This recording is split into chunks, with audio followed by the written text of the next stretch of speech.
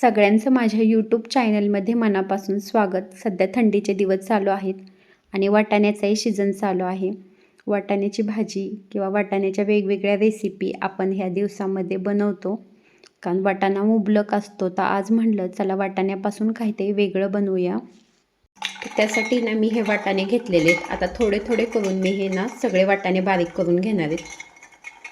हा वाटाणा मी बारीक करून घेतलेला आहे आणि आता मिक्सरच्या भांड्यामध्ये मी हे घेतलेले आलं, लसूण, खोबरं आणि कोथिंबीर, त्यानंतर हा कढीपत्ताही घेतलेला आहे आणि आता हेही बारीक करून घेते. इथं मी 1 चमचा धने आणि अर्धा चमचा जिरे घेतलेले आहेत आणि अर्धा चमचा बडीशोप घेतलेली आहे. तर आता ही बारीक करून घेते. गॅसवरती मी कढई ठेवलेली आहे आणि कढईमध्ये तेल ओतलेले. हा अर्धा चमचा मोहरी टाकलेली आहे. मोहरी छान तडतडली आहे, त्याच्यामध्ये टाकलेले हे जिरं. जी हिरवी मिरची लसणाची पेस्ट केली होती ती टाकून घेतलेली आहे. हिरवी मिरची थोडीशी भाजल्यानंतर टाकलेली आहे ही हळद. एक अर्धा चमचा हे लाल तिखट टाकलेले.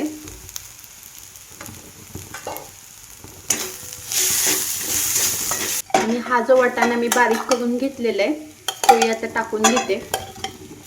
वाटाण्याचा कच्चेपणा कमी होईपर्यंत मी असा वाटाणे ना छान असा भाजून घेणार आहे.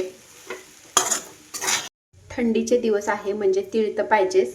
तर आता हे 2 चमचे तिळही घालून घेतलेले. हा मी घेतलेला आहे गूळ आणि तोही आता मी खिसून घेणार आहे. गुळामुळं एक वेगळी अशी चव लागते, त्यामुळं गुळही असा खिसून घेतलेला आहे. वरतून घातलेली ही अशी कोथिंबीर आणि हे घातलेले आवश्यकतेनुसार मीठ. ही आहे बडीशोप आणि धने जिरेची पावडर, तर ती मी अशी टाकून घेतलेली आहे. हे अर्धी वाटी डाळीचं पीठ घेतलेले, तर आता तेही टाकून घेते.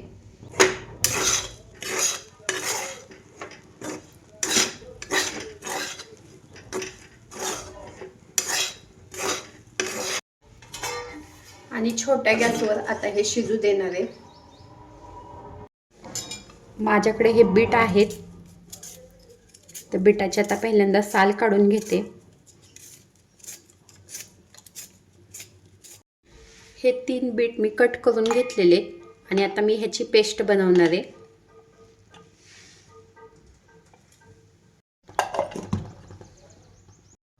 परातीमध्ये मी हे गव्हाचे पीठ घेतलेले आणि त्याच्यावरती हे तेल टाकलेले. 1 चमचाभर तेल आहे. त्यानंतर हे मीठ टाकलेले आणि ह्या बीटाची मी बारीक पेस्ट करून घेतलेली आहे, तर ते आता टाकून घेते.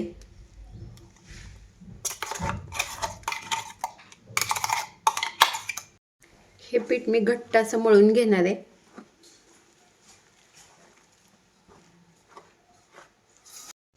हे पीठ हे मी मळून घेतलेले आणि ही भाजी तयार झालेली आहे.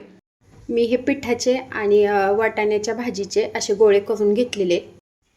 हा मी एक गोळा घेतलेला आहे आणि पुरणपोळी करताना आपण जसं पुरण भरून घेतो तसंच मी ह्याच्यामध्ये भरून घेणार आहे.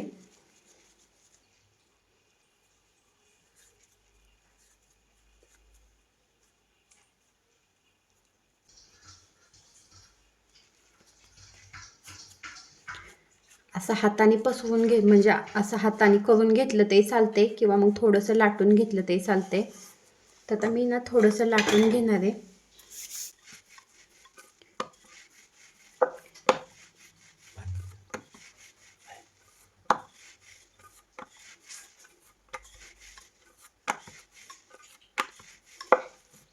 अशा हलक्या हाताने मी ही कचोरी लाटून घेतलेली आहे. गॅसवरती इथं कढई ठेवलेली आहे.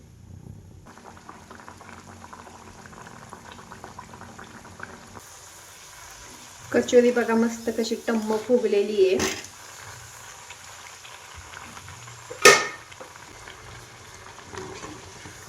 आणि छान अशी आहे ना फुगल्यानंतर मी काढून घेतलेली आहे तेलातून.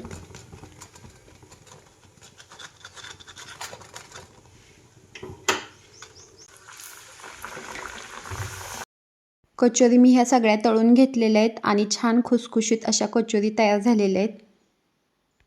इथं तीळ लावून बाजरीच्या भाकरी केलेल्या आहेत, तांदूळच्याची भाजी केलेली आहे आणि कचोरी तयार झालेली आहे.